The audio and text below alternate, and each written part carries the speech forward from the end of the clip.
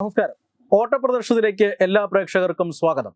സംഭാലിൽ സംഘർഷമുണ്ടായതിന്റെ കാരണം എന്താണ് എന്ന് നമുക്കറിയാം. സംഭാൽ ജുമാ മസ്ജിദിൽ കോടതി ഉത്തരവ് പ്രകാരം ആർക്കിയോളജിക്കൽ സർവേ ഓഫ് ഇന്ത്യയുടെ ഉദ്യോഗസ്ഥർ പരിശോധന നടത്താനും സർവേ നടത്താനും എത്തിയപ്പോഴാണ് അവിടുത്തെ തീവ്ര ഇസ്ലാമിസ്റ്റ് ഗ്രൂപ്പുകൾ അവർക്കെതിരെ സംഘർഷമുണ്ടാക്കിയത്.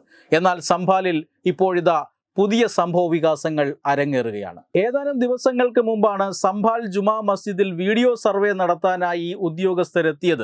ആദ്യ ദിവസം സർവേ ഭംഗിയായി നടന്നു. എന്നാൽ രണ്ടാം ദിവസം ഉദ്യോഗസ്ഥരെത്തിയപ്പോൾ ചില ഇസ്ലാമിസ്റ്റ് ഗ്രൂപ്പുകൾ സംഘടിച്ചെത്തി അവർക്ക് നേരെ ആക്രമണം നടത്തുകയായിരുന്നു. ഒരു ഉദ്യോഗസ്ഥരെയും അവിടേക്ക് കടത്തിവിടില്ല എന്ന ഒരു നിലപാട് സ്വീകരിക്കുകയായിരുന്നു. അങ്ങനെയാണ് അവിടെ സംഘർഷം ഉണ്ടാകുന്നത്. പോലീസും അവിടുത്തെ കലാപകാരികളും ഏറ്റുമുട്ടി. അതിന്റെ ഭാഗമായി ആദ്യത്തെ ഒന്നിലധികം ദിവസങ്ങൾ സംഘർഷബാധിതമായിരുന്നു.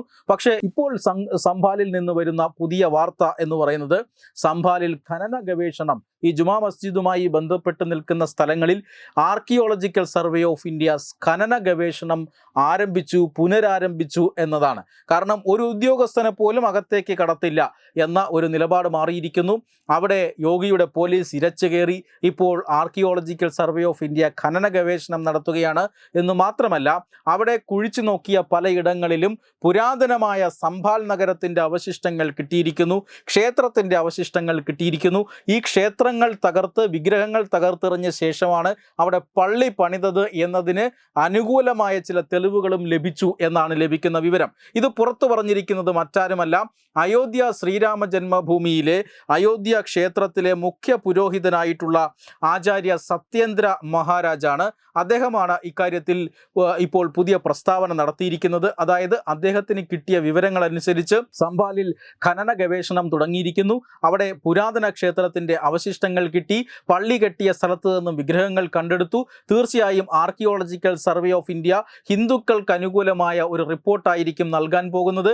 അത് കോടതിയിൽ എത്തിക്കഴിഞ്ഞാൽ തീർച്ചയായും കോടതി അതിനനുസരിച്ചിട്ടുള്ള വിധി ഉണ്ടാകും എന്നാണ് അദ്ദേഹം പറഞ്ഞു വയ്ക്കുന്നത്. അതുകൊണ്ട് തന്നെ ഒരു കാര്യം വ്യക്തമാണ്, ഒരു ഉദ്യോഗസ്ഥനെ പോലും അകത്തേക്ക് കടത്തില്ല എന്ന മുസ്ലിം മത തീവ്രവാദികളുടെ നിലപാട് മാറുന്നു എന്നല്ല, അവരെ അടിച്ചൊതുക്കിക്കൊണ്ട് കോടതി വിധി അവിടെ നടപ്പാവുകയാണ്.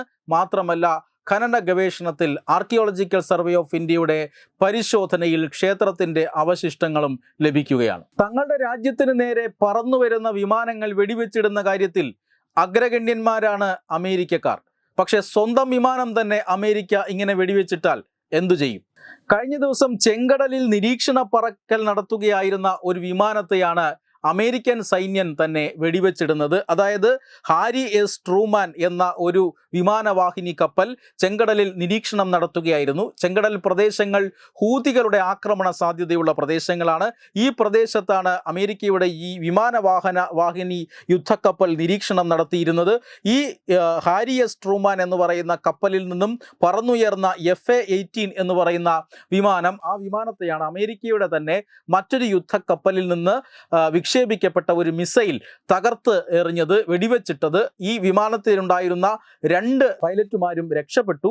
എന്തായാലും ആ വിമാനം തകർന്നു വീണു എന്നുള്ളതാണ്. അതായത് ഹൂതികളുടെ ആക്രമണ സാധ്യതയുള്ള പ്രദേശത്ത് ഒരു അമേരിക്കൻ വിമാനം അമേരിക്കയുടെ മിസൈൽ തന്നെ തകർത്തെറിഞ്ഞു എന്നുള്ളതാണ് ഏറ്റവും വൈരുദ്ധ്യാത്മകമായ ഒരു കാര്യം. എന്തുകൊണ്ട് അമേരിക്കൻ സൈന്യം ഒരു വിമാനത്തെ ലക്ഷ്യമിട്ടു എന്നുള്ളത് ഇപ്പോഴും പറയാൻ കഴിയാത്ത ഒരു കാര്യമാണ്. പക്ഷേ എന്തായാലും ഹൂതികൾ ആ വിമാനം വെടിവെച്ചിട്ടു എന്നൊരു അവകാശവാദം ഉന്നയിക്കാനിടയുണ്ട്.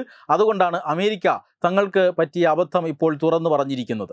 പൂരം കലക്കിയതിൽ ത്രിതല അന്വേഷണമടക്കം നടക്കുന്നുണ്ട്. പക്ഷേ കഴിഞ്ഞ ശബരിമല തീർത്ഥാടന കാലത്ത് കലക്കിയത് ആരാണ് എന്നതിലൊരു അന്വേഷണം വേണ്ടേ? കഴിഞ്ഞ ശബരിമല തീർത്ഥാടന സമയം നമുക്ക് ഓർമ്മയുണ്ട്. അതായത് വലിയ തിരക്കാണ് അനുഭവപ്പെട്ടത്, തിക്കും തിരക്കും അനുഭവപ്പെടുന്നു, ഭക്തർക്ക് ദർശനം ലഭിക്കാത്ത സാഹചര്യം ഉണ്ടാകുന്നു. മാത്രമല്ല, ഭക്തർ കുഴഞ്ഞു വീണ് മരിക്കുന്ന സാഹചര്യം ഉണ്ടായി. ഒരു കുഞ്ഞു ബാലിക പോലും ശ്വാസം കിട്ടാതെ ഈ വരിയിൽ നിൽക്കവേ കുഴഞ്ഞു വീണ് മരിക്കുന്നുണ്ട്. മാത്രമല്ല, ഈ ദീർഘമായി, അതായത് 10-12 മണിക്കൂറുകളോളം വരി നിന്ന ശേഷമാണ് അന്ന് ഭക്തർക്ക് ദർശനം ലഭിച്ചിരുന്നത്. ഈ സമയത്ത് അവർക്ക് ആഹാരമോ കുടിവെള്ളമോ വിതരണം ചെയ്യാനുള്ള സംവിധാനം പോലും ആ ഒരു മണ്ഡലകാലത്ത് ഉണ്ടായിരുന്നില്ല. എന്നാൽ ആ ഒരു സ്ഥിതിവിശേഷമല്ല ഇത്തവണത്തെ മണ്ഡലകാലത്തുള്ളത്. അതായത് ഇത്തവണ വളരെ സ്മൂത്തായി കാര്യങ്ങൾ പോകുന്നു. 1,00,000 പേർ ഒരു ദിവസം വന്ന് ദർശനം കഴിഞ്ഞ് മടങ്ങിപ്പോകുന്നത് പോലും ആരും അറിയുന്നില്ല എന്നൊരു സാഹചര്യമാണ്. അതായത് ഏതാണ്ട് 90,000-95,000 ഭക്തർ ഓരോ ദിവസവും ദർശനം നടത്തി പോകുന്നു. അവിടെ പ്രശ്നങ്ങളില്ല, നീണ്ട ക്യൂ ഇല്ല, മണിക്കൂറുകളോളം കാത്തു നിൽക്കേണ്ട സാഹചര്യമില്ല. പക്ഷേ എല്ലാം വളരെ കൃത്യമായി തന്നെ ഇപ്പോൾ നടക്കുന്നുണ്ട്. അതായത് കഴിഞ്ഞ ദേവസ്വം പ്രസിഡന്റ് അടക്കം പുതുതായി ചാർജ് എടുത്ത ഒരു സമയമായിരുന്നു. പോലീസിന്റെ മേൽനോട്ടത്തിലാണ് അവിടെ നടന്നത്. നമുക്കറിയാം ADGP MR അജിത് കുമാറാണ് കഴിഞ്ഞ മണ്ഡലകാലം നിയന്ത്രിച്ചിരുന്നത്. പക്ഷേ ഇത്തവണ ആള് മാറി. ഇത്തവണ ശ്രീജിത്ത് IPS ആണ് അവിടെ സന്നിധാനത്തെ കാര്യങ്ങളെല്ലാം നിയന്ത്രിക്കുന്നത്. വളരെ സ്മൂത്തായി കാര്യങ്ങൾ പോകുന്നു. ഒരു പരാതിക്കും ഇട നൽകുന്നില്ല. ഇപ്പോൾ വളരെ ഭംഗിയായി തന്നെ തീർത്ഥാടനം നടന്നുകൊണ്ടിരിക്കുമ്പോഴാണ് കഴിഞ്ഞ തീർത്ഥാടനം ബോധപൂർവം കലക്കിയതാണോ എന്നൊരു സംശയം വരുന്നത്. ആ സംശയം ഉണ്ടായ സ്ഥിതിക്ക് എന്തായാലും ഒരു അന്വേഷണം ആവശ്യമാണ് എന്ന കാര്യം തർക്കമില്ലാതെ ഇവിടെ പറയാൻ സാധിക്കും. കാരണം പൂരം കലങ്ങിയതുമായി ബന്ധപ്പെട്ട് അന്വേഷണ റിപ്പോർട്ട് നമ്മൾ കണ്ടു. പൂരത്തിൻ്റെ നടത്തിപ്പുകാർ തന്നെ അത് കലക്കി എന്ന വിചിത്രമായ റിപ്പോർട്ടാണ് സർക്കാരിന് സമർപ്പിക്കപ്പെട്ടത്. സർക്കാരിന് പോലും അത് അംഗീകരിക്കാൻ നിവൃത്തിയില്ലാതായതുകൊണ്ട് തന്നെ ഇപ്പോൾ ത്രിതല അന്വേഷണം നടക്കുകയാണ്. അതിൻ്റെ റിപ്പോർട്ട് ഇനി എങ്ങനെ വരും എന്നറിയില്ല. എന്തായാലും പൂരം കലങ്ങിയതിനെ സംബന്ധിച്ച് ഇങ്ങനെ ഒന്നിലേറെ അന്വേഷണം നടക്കുന്ന സ്ഥിതിക്ക് കഴിഞ്ഞ ശബരിമല തീർത്ഥാടനം എങ്ങനെയാണ് ഇത്രയധികം അലങ്കോലമായത് എന്ന കാര്യത്തിലും ഒരു അന്വേഷണം വേണ്ടതല്ലേ എന്നൊരു ചോദ്യം പ്രസക്തമാവുകയാണ്. വെബ് ഡെസ്ക് തത്തുമൈ news. Powered by Jyotis. Realizing your dream home.